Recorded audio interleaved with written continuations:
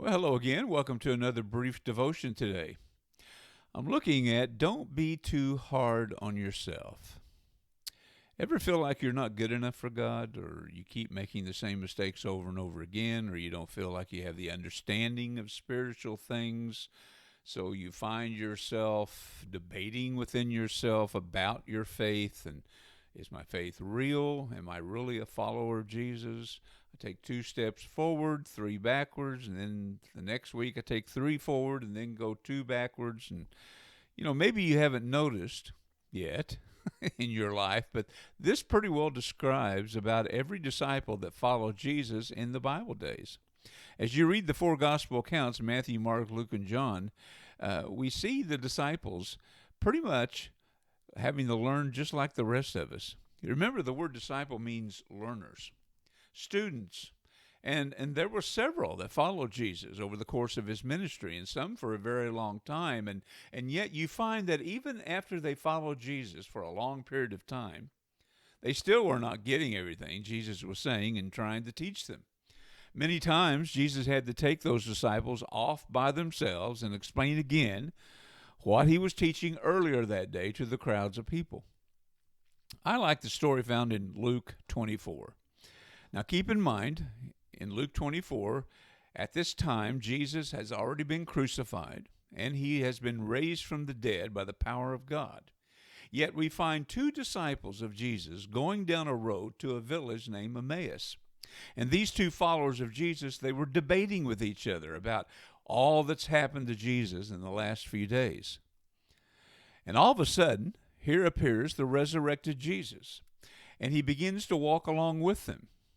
Now, Luke tells us that the two disciples were prevented from recognizing him. So Jesus asked them, "What is this you're arguing about? What are you disputing about as you walk down this road?" And the two disciples stopped and looked discouraged, it says.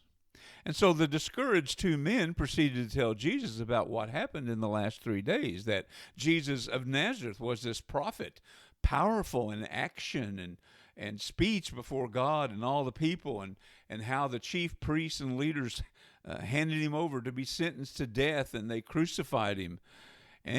But, and this is the key words, but we were hoping that he was the one who was going to redeem Israel. And besides all this, the two men said, it's the third day since these things happened. And the two men go on to say, moreover, there were some women from our group that astounded us.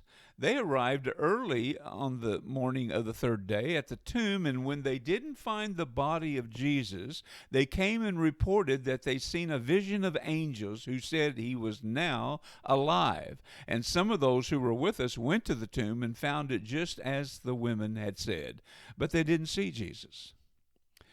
Now, Jesus turned to them and scolded them a little bit and said, listen, you guys are slow to believe all that the prophets have spoken.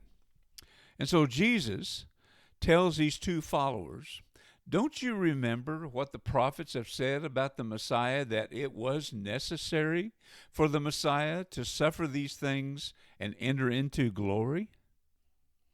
Now, here's what we see. We see the patience of Jesus, once again, with his followers.